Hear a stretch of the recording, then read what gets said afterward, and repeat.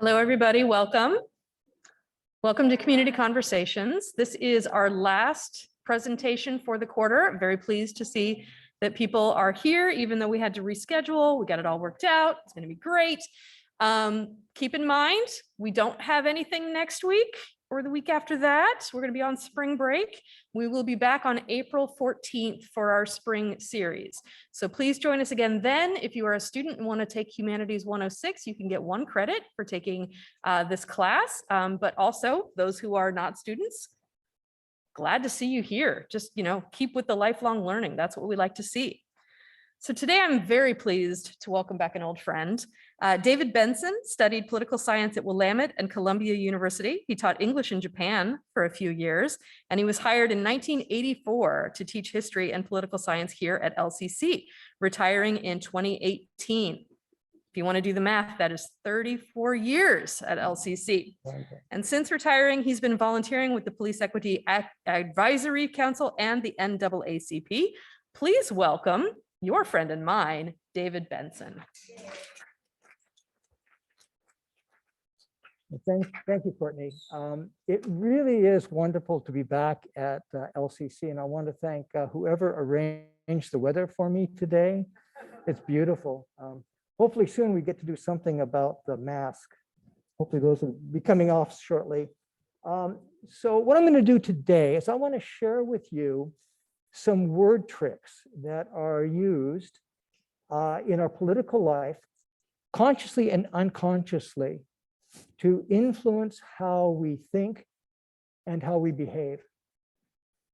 So my purpose is to convince you that words, names, labels have political power. And I'm hoping that if you better understand the influence that these names have over us, you'll be able to resist their control.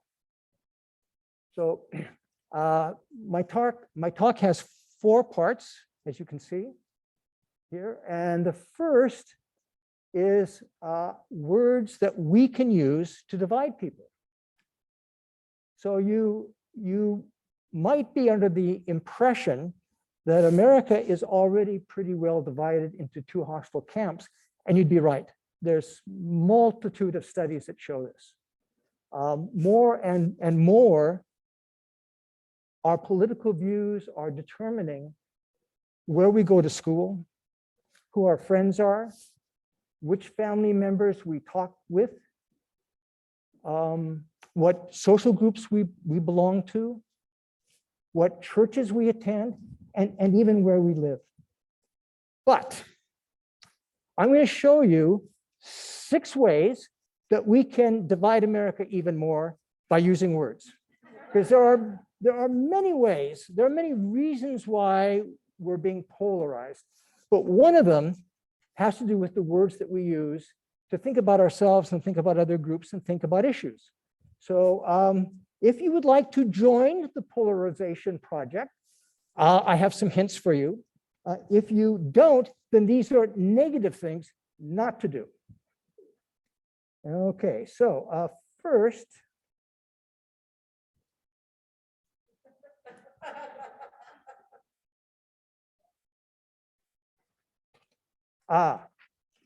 yes.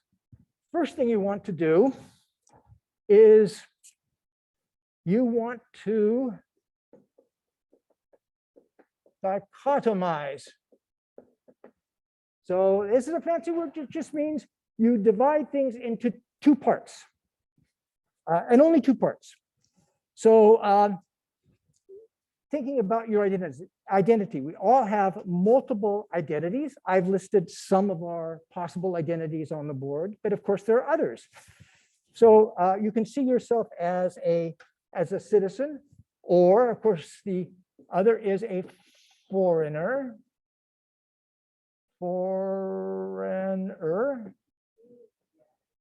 Republican or Democrat. No, if you're complicating things. Not me, it's her. Oh, you're complicating things.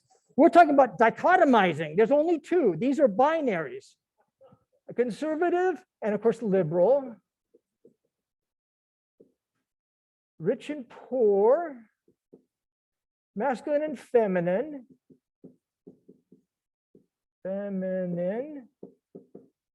straight and LGBT plus, white and black, racial identities, rural and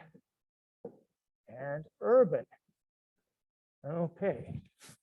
So these are the kinds of categories, the binary pairs that you need to be thinking in and promoting if you want to promote polarization. You also need to think in binary terms when it comes to issues. So if you are pro-life, you have to be anti-abortion.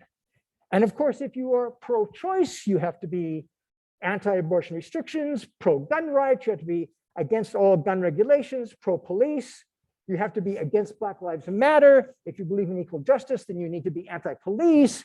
If you're for immigrant rights, you need to be against any border restrictions. And if you're for capitalism, you have to be against socialism, okay? So think in these binary terms. That's part of dichotomization. Okay, so that's the first thing to do. Second, it's very important to identify what are your most important identities and your political views, and cluster those together. And know that everyone who shares those identities and those views are part of us. And everyone who doesn't share our views, we cluster them together and they are they. So we've got us and we have they. We've got we and we've got them or they. That's the second thing to do. 3. It's important to talk about these identities and these positions as though they're not simply different. Think about them as opposite. They are in conflict. They are irreconcilable. So you can't be, it's important to think if you're pro-life, you can't possibly be in any way pro-abortion. Further, it's very useful if you're going to polarize to think of this conflict in terms of war. So this could be a cultural battle that we're in. Battle lines need to be drawn. We could be in the fight of our lives. It's very useful if you have to talk to them, if you can't avoid some kind of encounter with them, that you frame your talk in terms of a debate. The advantage of using the word debate is that it evokes conflict metaphors. It evokes war metaphors. So, you know, in a debate, you take a position, right? You have to defend your ground. And you know that the best defense is a good offense. Of course, you need to attack the other side, right? And you want to hold your ground. Your purpose, of course, is to win by defeating the other side. So that's the way debates work, right? So it's very, very useful to talk with the other side, people who disagree with you, in terms of debate. Also with debate, and when you're having these exchanges with people who are on the other side, and you want to polarize, to think about it as a win-lose relationship. Any gain that they make is a loss for your side. It's a zero-sum game. So they can't possibly advance what's good for them without you losing ground.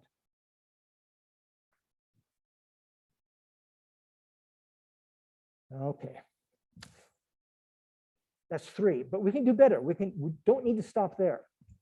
Also important, if we're going to be part of this polarization project, to idealize us and to demonize them.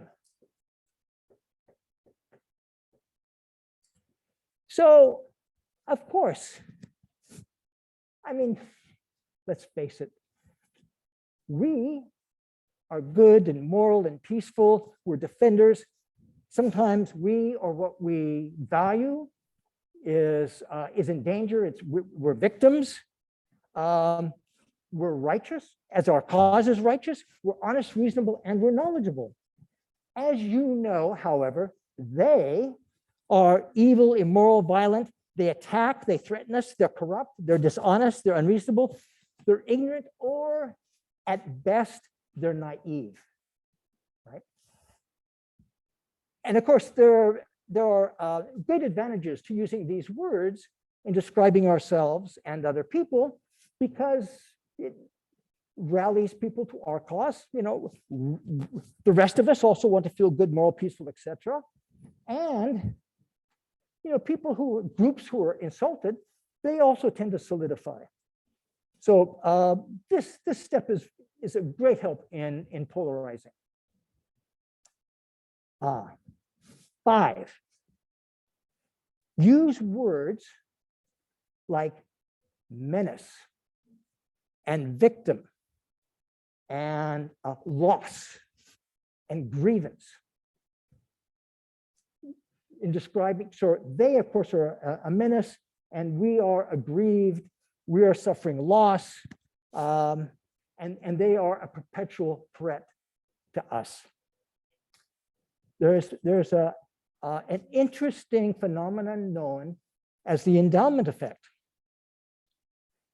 The endowment effect,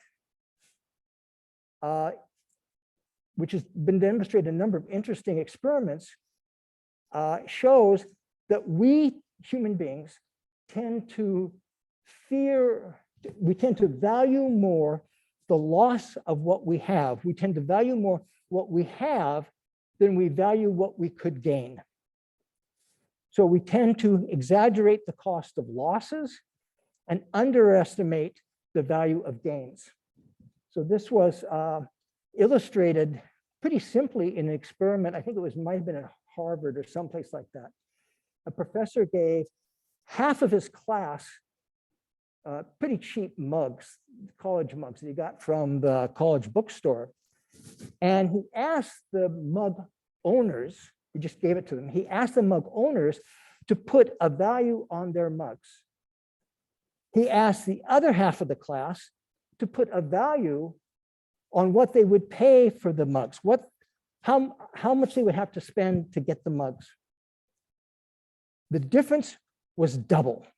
That is, the students who had the mugs wanted on average twice as much as the students who were going to buy the mugs were willing to pay.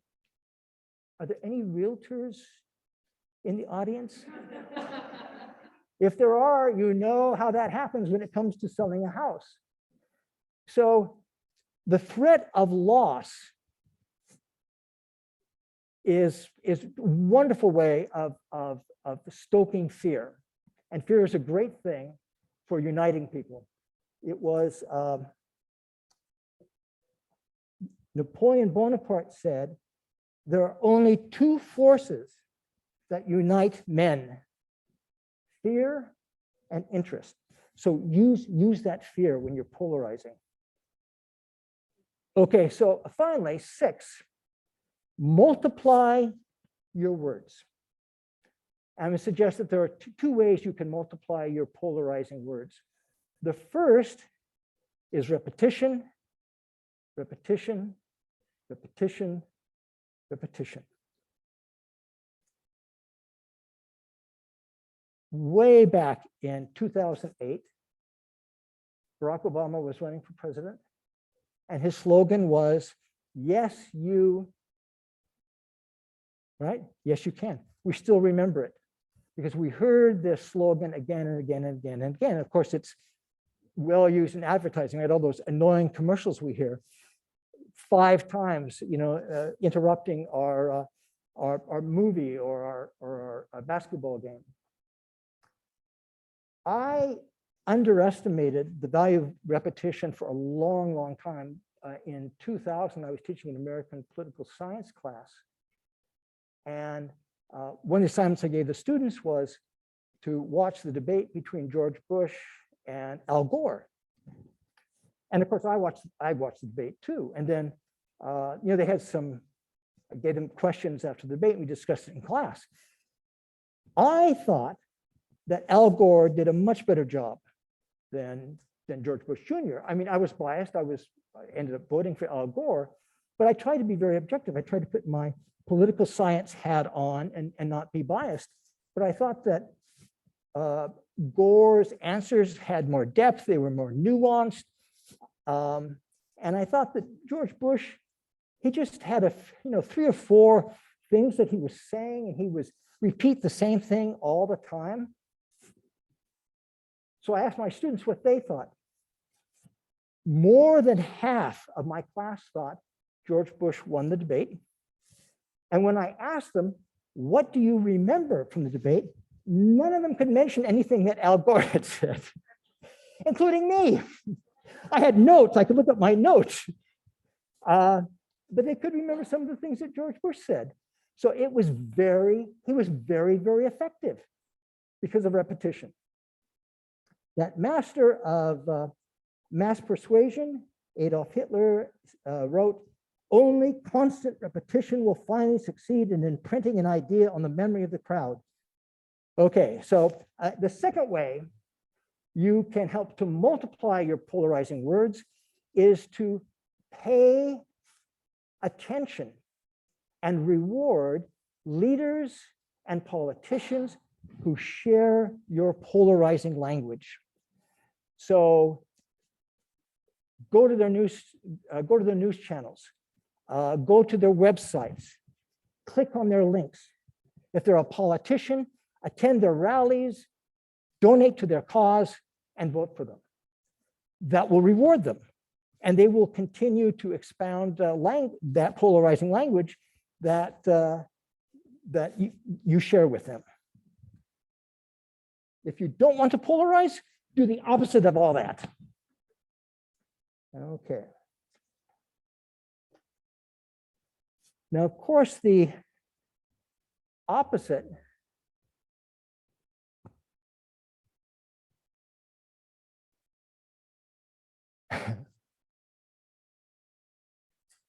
I'm pointing it wrongly, I think. Ah, okay. I'll go to the next one.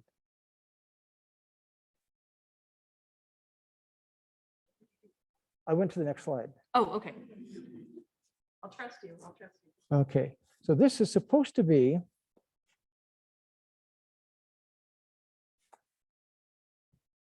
what does it mean when it says talking? That means you're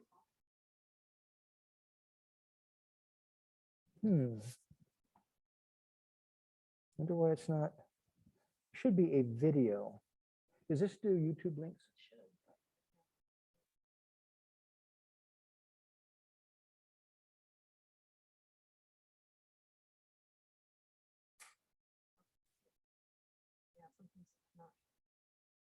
Ah, damn.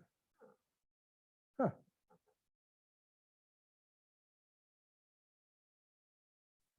We'll skip that. Okay. Okay. All right, let's skip that. All right.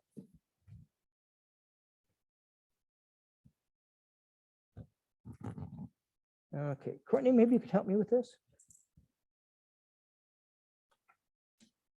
Okay.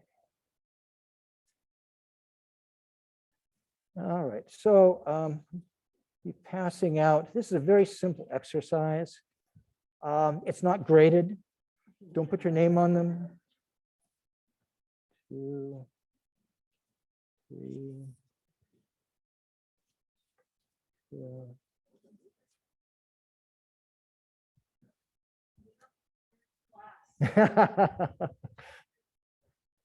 Yeah, you may have to borrow Does everyone have pens? That's great. Okay, so the key is think with your gut. We have limited time, so don't ponder your responses much. Just go through it pretty quickly in the interest of time. Yeah, if you don't know, just ignore them. And while that's something, there's someone, oh, I know who's good at math.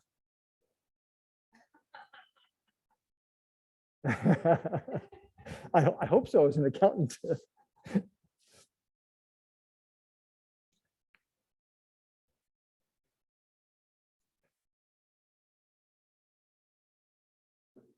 So, I wonder what this. Okay, so those of you who are not here and are zooming, you can do the same thing. Just write down or maybe write the number of the particular taxes that you would like to see greatly reduced or eliminated.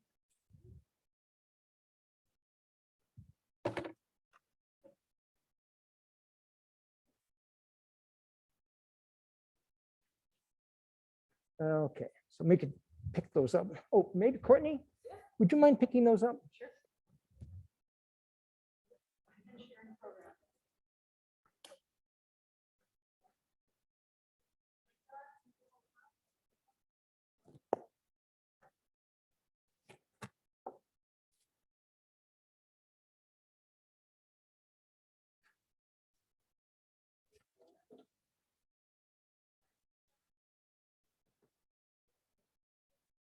Okay.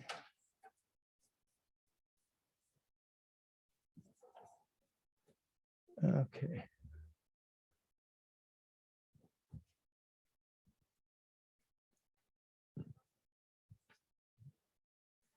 So Jim, I'm going to enlist you if you don't mind. So I want you to find the percentage of all respondents who checked one of these, who checked these boxes. Don't worry about the others. Okay. So you're only getting the percentage of respondents who checked 3, 5, and 8. Yeah. Okay. That's okay.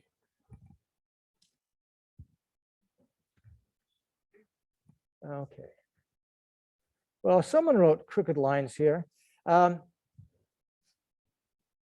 you're doing the same exercise that I had some students do in 2017. And what some of you might have realized that of these 12 taxes that are listed here, is everyone, you've got them all? Do we have them all collected? Okay. Of these 12 taxes that are listed here, 3 are actually different names for the same tax. So, and those are, whoops. So number 3, the death tax. Number 5, the estate tax. And number 8,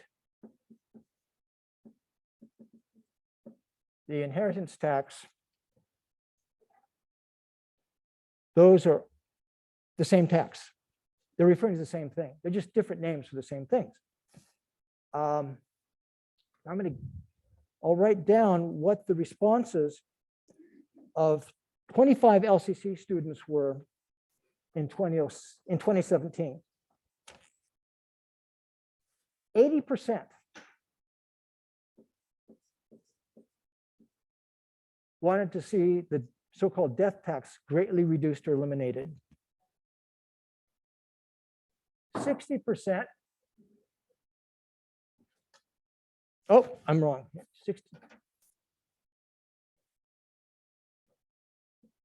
60% wanted the same for the inheritance tax, and only 36% wanted to see the estate tax reduced. So you can see what a powerful effect labeling can have. And Jim, let me know when we know the results for our group, and I'll add them to this. And hopefully I can get the second video to play.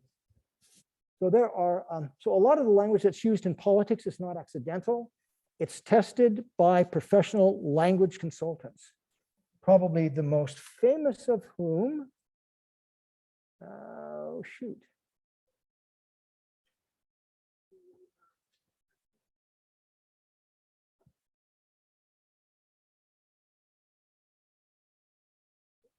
Yeah, I know. That's what I'm doing. Okay. Okay. Thank you.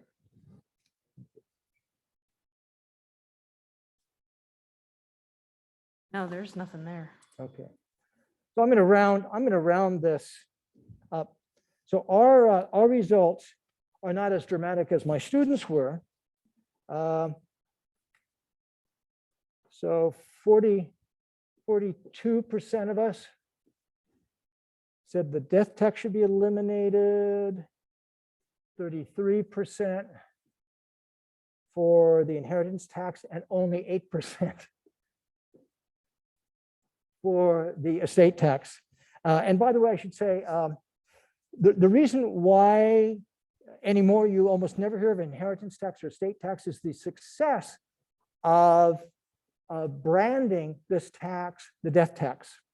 And I should say that way back in the early 2000s, when this issue sort of came to public prominence, at that time, only 2% of all the property left behind when people died paid any federal inheritance tax whatsoever, only 2%. Since that time, the death tax, the inheritance tax, the estate tax has been dramatically reduced, benefiting that 2% very successfully. Okay, be able to get it? Okay, well, I will have to explain that. Okay, so probably the most famous practitioner and a language consultant is a guy called Frank Luntz. Some of you may have heard of him. And I'll have to describe what the video is going to show. So Frank Luntz does language consulting for both corporations and for the Republican Party until recently. He no longer does political consulting because he's very disturbed by the polarized political atmosphere that we now have. What the video would show is it was going to show Frank Luntz at work. So what he does is he assembles focus groups, and he tests language on the focus groups. And one of the techniques that he uses that seems to be very successful is he gives the people in the focus group a dial, an electric dial, and the dial goes from 0 to 100. And he tells them that they're to use this dial to register how they feel about what they're hearing. So if they feel good about what they're hearing, if they respond positively, they need to turn the dial up. It could, theoretically go all the way to 100. If they're turned off by what they hear, they're dismayed, then they turn the dial down. He watches the results. It's on a screen. He captures it electronically, and he analyzes what words and language evoke positive responses and which negative responses. And that's how he tests the words that he uses. So he got his gig consulting with Republican senators by doing this. He set up a meeting with them. There were 40 Republican senators, and he said he could help them with their language so they would message better. And he showed them a video. The video showed 4 Republican senators who had earlier been given speeches by Luntz. Those senators did not know that there were 3 other senators who had been given the speech, and they did not know that they were all given the identical speech. They gave the speech in front of 30 people in a focus group, and he recorded their responses. I'm assuming using that dial. And I'll read to you in Luntz's own words what the results were.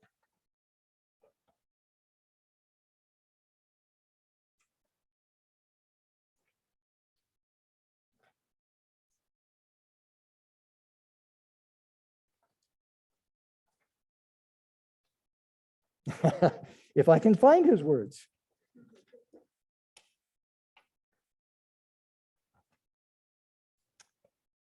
I think maybe they have disappeared for copyright reasons. Oh, here it is. Good. Okay. Here's what he says. This is what he writes. He has a book you can buy, or maybe it's in the library, called Words That Work. And in that book, he says, it didn't matter whether the speech was well delivered or mangled. It didn't matter whether the senator had a rich Southern accent or a flat Northeastern inflection. The senator's gender didn't even matter. Regardless of the senator or the delivery, the good language scored well, the bad language scored poorly. He got the job. So he became, for, I don't know, maybe 15, 20 years, the leading communication consultant for the Republican Party. And just his work is admired because it seems to work. So I'm going to give you an example of, I think it's here. Nope. Give you an example. Nope. Maybe.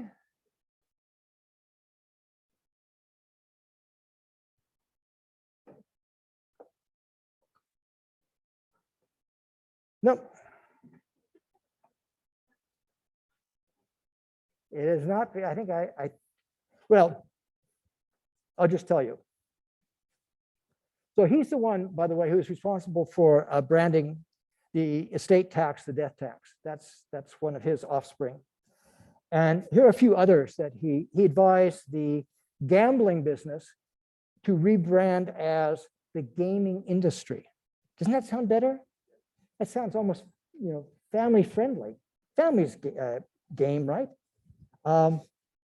He advised oil companies not to say oil drilling, but to talk about energy exploration.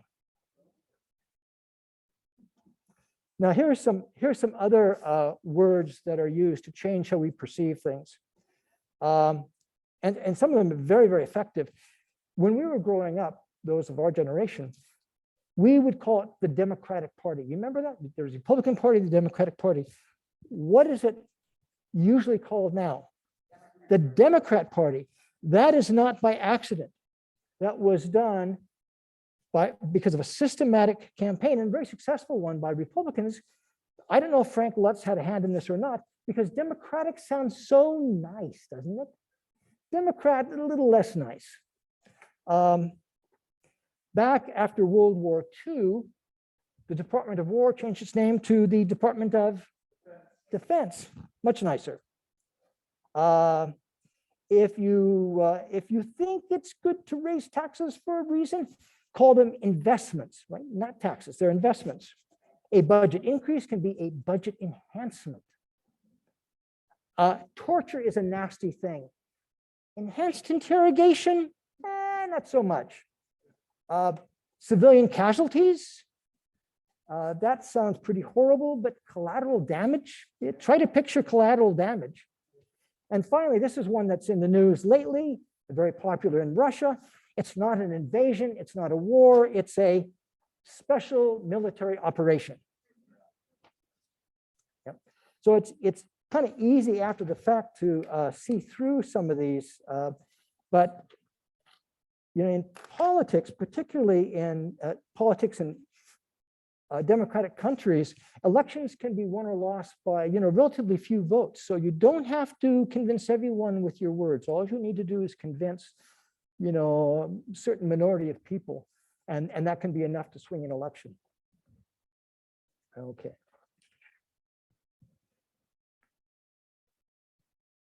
So,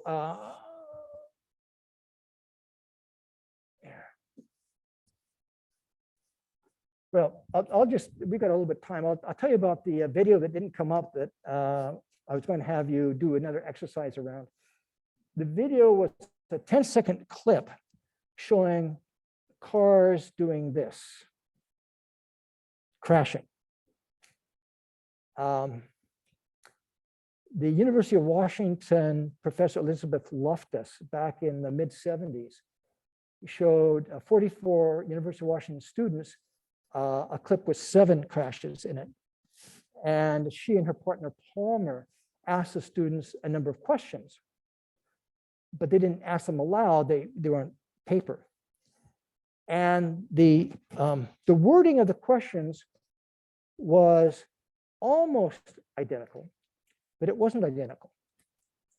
Whoops. The question was this: about how fast were the cars going when they blank each other? So the students had seen the videos. They were told that they were like eyewitnesses, and they were to report based, most accurately based upon what they remembered. And they were also asked, did you see glass, shattered glass? What the students didn't know is that some of them were given the verb smashed when the car smashed each other. Others were given the word hit, and some were given the word contacted each other. What Loftus found was pretty interesting. She found that, and this is a secret I may not tell you.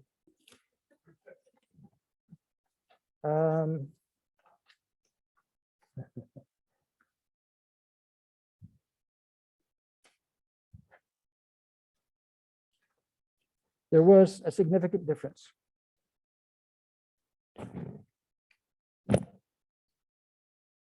And you can maybe guess what the difference was.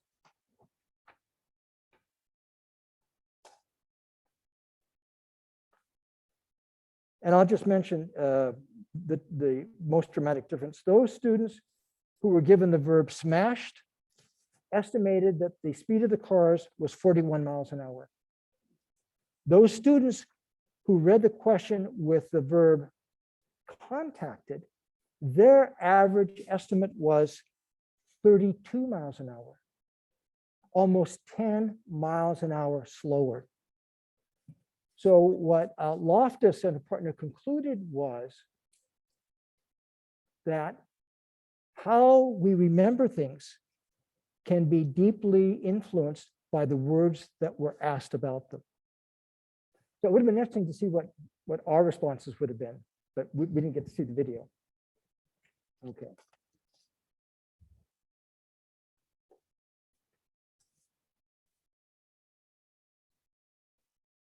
Well, I didn't mean to erase that.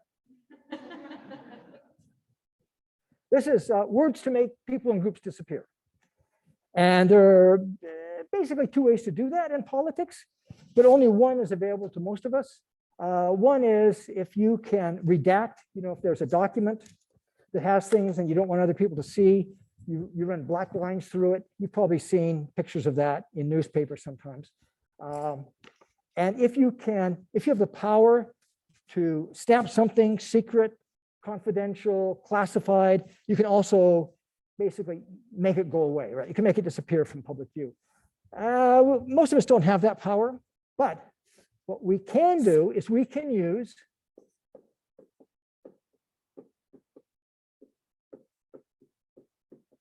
David, that it's 2 S's in passive. So wait a minute. So Courtney, you're saying that this is the way it goes? Yeah.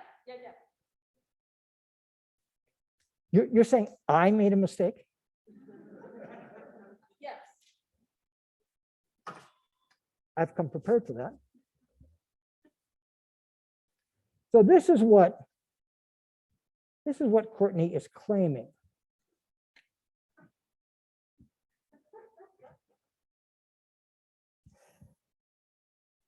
This is an okay sentence, right? It's got a subject, unfortunately me in this case.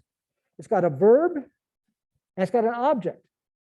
And I don't like the look of this sentence at all, because I'm at the very beginning for one thing. But I've got a solution. This is called active voice. This is the way most good English sentences are: subject, verb, object. But I don't like this sentence at all, frankly. So I'm going to switch it around.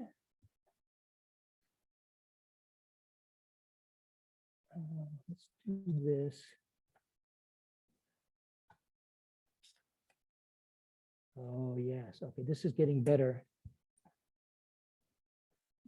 Let's do this. Oh, here we go. Okay, there we go. And then, of course, we need a capital letter here. There we go. That's better, right? I'm at the end of the sentence now. That's much better. But, and it's not a great sentence, but it's a complete sentence, right? But I'm going to do this. Okay. A mistake was made. Isn't that wonderful? I disappeared from it. And you can too. So passive voice is so good for disappearing. Let's see if I get the right one. This oh, maybe this goes up. Oh, yes. So you can help me on this, okay? You can complete these things using passive voice. And you notice no one is responsible. There's no group that's responsible. It's like this happens just as a course of nature. So mistakes were made, of course. Civilians were killed. Sure, civilians were killed. No one really does it. It just sort of happens. Detainees were killed, or they could be tortured. Yes, or oh yes, were waterboarded. That's a good one. The order to shoot was given. Laws were broken. Oh, that's a good one. Demolition was executed. Ooh. Windows were closed. They could be smashed. Lies were told, of course. Books were burned. Documents were destroyed.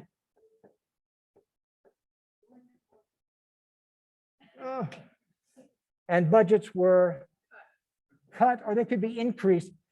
Usually you use that passive voice when you want to avoid responsibility. So it's for bad things. But if it's a good thing, right, you want your name in the front of that sentence, right?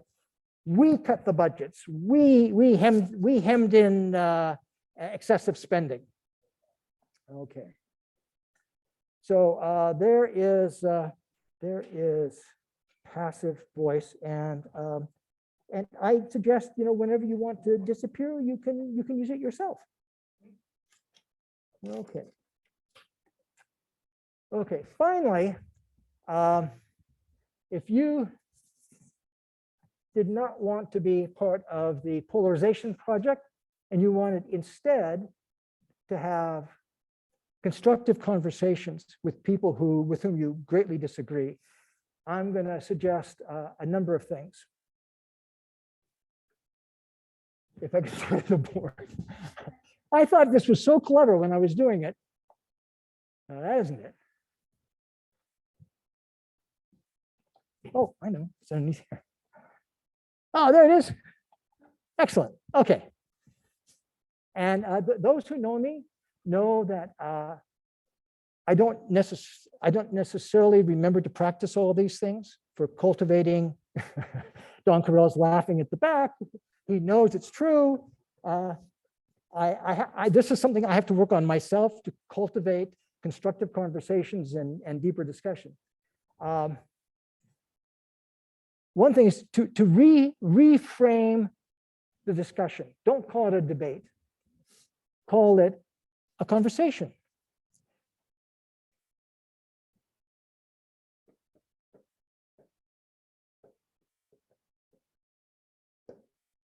And instead of an opponent, you have a conversation partner.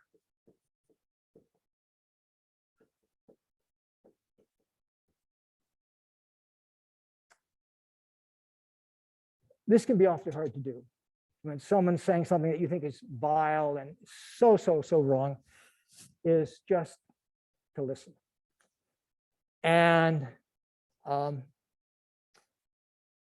think it probably helps us all to remember that we're all human beings, which means we're all certainly fallible. I demonstrated my own fallibility in a really dramatic session, dramatic fashion in 2016. It was in the same place.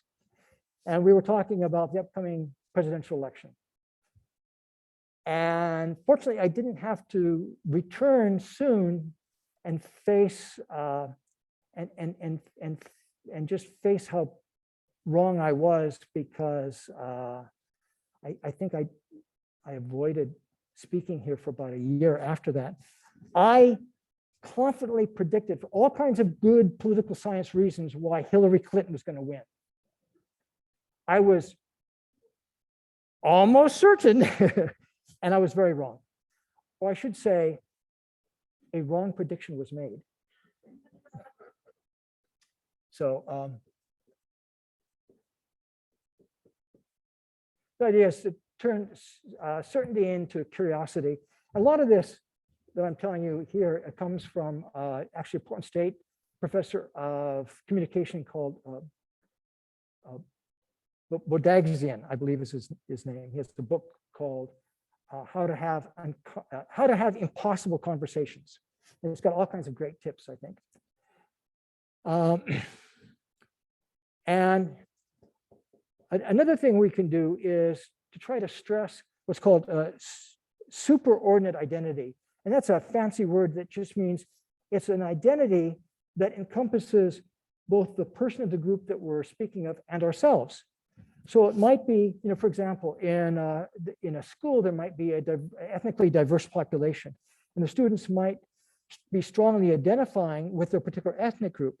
So stressing a superordinate identity would be stressing their identity as members of the same school. So sports teams do a great job of this. And by the way, the Army does a great job of this too, right? The Army tells you when you come in that you're not black, yellow, white, you are green. Everyone is green. So that's a superordinate identity. You're a member of the Army. That supersedes the identities that make you different from other people. So this also means that us and them turns into a we. And evidently there's research that shows that this is a really powerful way of developing rapport, is to find ways that we're kind of in this together. And what this is, could depend.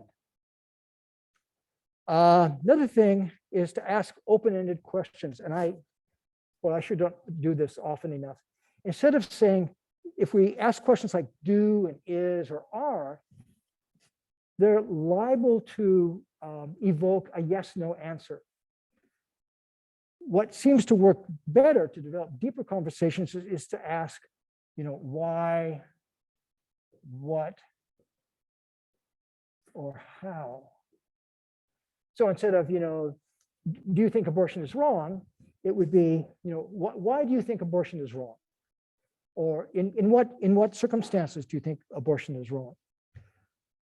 Which also connects with scaling issues. And I wish I'd known about scaling issues a lot younger in my life, because I think it's really useful. So earlier, when I was mentioning how to help polarize thinking in terms of binary positions, you're either pro-abortion or you're pro-life is to think about it in terms of a scale. So using, again, abortion as an example, we could say, okay, so on the question of abortion, let's take 0 to mean that abortion is always, under all circumstances, wrong. It should not be allowed regardless of the age of the woman, regardless of the condition of the fetus, no matter how extreme it might be deformed. Wouldn't be allowed if there has been rape, even by a father. And it shouldn't be allowed even if the mother's life is in danger. That was 0. Then on the other hand, a 10 is an abortion should always be allowed under any condition up till the time that the head of the baby breaches the cervix. So up until that moment, up to the last moment before birth, a woman should be allowed to abort. When you frame things like that, we can do it with almost any issue, I suspect. What, of course, we're going to find is there's almost no person who is here. Almost no. There was a law recently passed in Texas that was very, very restrictive on abortion, but it allowed an exception when the life of the mother was in danger. So even that very, very restrictive Texas law was not a 0. Maybe it was a 1 or a 2. And almost no one is going to be at a 10 either. So you can ask the person, with whom you're discussing this, so on that scale, where would you put yourself? And they might say, oh, I'm a 2 or a 3. And you say, well, I think I'm probably an 8. And you can start discussing, well, why are you a 2 or 3 and not a 1? Or why aren't you 2 or 3 and you're not a 5 or a 6? And of course, they can ask you that question too. Right? So I think scaling, when you scale things, can lead to some really interesting conversations. And also getting back to this, if we remember that we're fallible and we probably don't have a monopoly of knowledge, it's also possible that by having a conversation with someone and really digging in and understanding why they see things as they do, maybe they'll change our minds. Maybe it's not just a matter of us changing their minds, but maybe they'll change our minds. We'll see things that we hadn't seen before. So I think scaling can help to do that. Another thing that's really useful, there's a lot of unnecessary argument because people are arguing about a term, but in their minds, they have different definitions. So it can often be useful to say, well, when you use the word torture, for example, or you use the word killing, what exactly do you mean by that? And you can start discussing the definition, and it's going to be awfully hard to have a productive conversation if you can't agree on the definition. But you can have a really interesting talk about what the correct definition is. That's possible. And one other thing I would say is it's very important to be able to challenge definitions that are given, because very often people control the definition, can control the outcome of the discussion. So I'll give you an example of that. The US State Department has a definition of terrorism. So the United States classifies certain people, certain groups, even certain nations as being terrorists. Al-Qaeda is terrorists. And they will describe the actions that these groups take that qualify them to be called terrorists. But if you look up how the State Department defines terrorism, it's very interesting because it says that terrorists are what's called non-state actors. What that means is that states or countries the whole country can't be a terrorist. So by that definition, the US firebombing of the Japanese cities in World War II, which were aimed at demolishing civilians and incinerating Japanese civilians, hundreds and hundreds of thousands of them, cannot, by that definition, qualify as terrorism, because it was the United States, a state that was doing that. So it can be really useful to dig into definitions. Okay. Oh, yeah.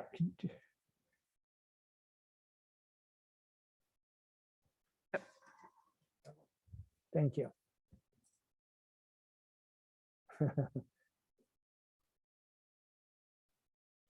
Advance. It hates me. It just seems to hate me. Oh. There it is. Okay, excellent. All right. So, when I think about how difficult it can be to have these conversations with people with whom we greatly disagree, I now try to keep this guy on the left in mind. The guy on the left, I don't know if you've seen him before. His name is Daryl Davis, and he's African American. When he was 10 years old, he was in a Boy Scout parade, and he was the only African American in the parade. And there were a few onlookers who threw rocks and bottles at him and shouted racial epithets at him, called him racist names. It was his first encounter with racism at the age of 10, pretty dramatic. And his response was pretty interesting. He later asked himself, how could they hate me when they don't even know me? So with that question in mind, years later, he's a professional musician. I think he's a jazz musician. There was a white guy, who showed up at one of his performances, and they had a discussion after the session. And it turns out the guy was a member of the Ku Klux Klan. And Davis decided that he would listen to him, that he would try to understand this person's thinking. And so I suspect that he practiced a lot of these things. He certainly practiced listening. He practiced curiosity. I'm sure he asked a lot of open-ended questions and showed his own humanity. He ended up talking this guy out of the Ku Klux Klan. And when the guy left the Ku Klux Klan, he gave Davis his robe. Davis took this on as a kind of second job. So for about, I don't know if he's still doing it, but for about the next 30 years, he attended Klan and white nationalist meetings and rallies and parades to cultivate constructive conversations. And evidently, in that 30 years, he has he's responsible for about 200 people leaving the Ku Klux Klan and effectively shutting down the Ku Klux Klan of Maryland. It's absolutely remarkable work. And many of those people, when they left the Klan, they would give Davis their uniform. So someone who doesn't know him someday, if they go into his, I don't know where his closet is, they go into his closet, they're going to see all these Klan robes in his closet. So I think, if Daryl Davis can do that, it seems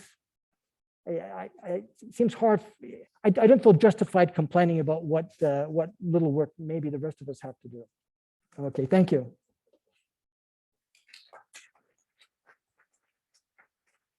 Okay. We are really tight on time, so quick. Okay, so regarding Frank Luntz, how many, excuse me, did he get this information or modified from Stanley Milgram's experimental programs? I'm sorry, could you say that again, please? Frank Luntz, did he get or modify this program that he created based off of Stanley Milgram's experiments? Okay, so you're asking about the relationship between Frank Luntz and the Milgram experiment? Yes. And you want to know? Did he take a lot of that? It sounds like to be, he took a lot of that and placed it onto what he created. Oh, I don't know. I don't know if Luntz was familiar with the Milgram experiment. Mhm.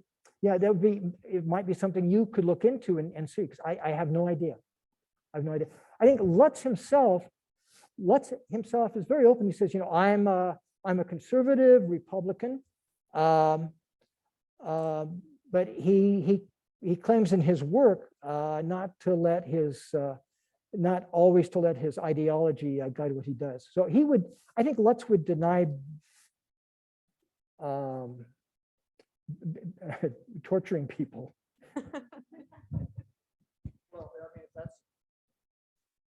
We're done. Okay, we really need to wrap up. We're over our time here, but thank you everybody for coming by, and please join us again in spring at our new time at 11:30 a.m. Don't come at 11:30 p.m. And we'll be starting our series on April 14th. Thank you, everybody.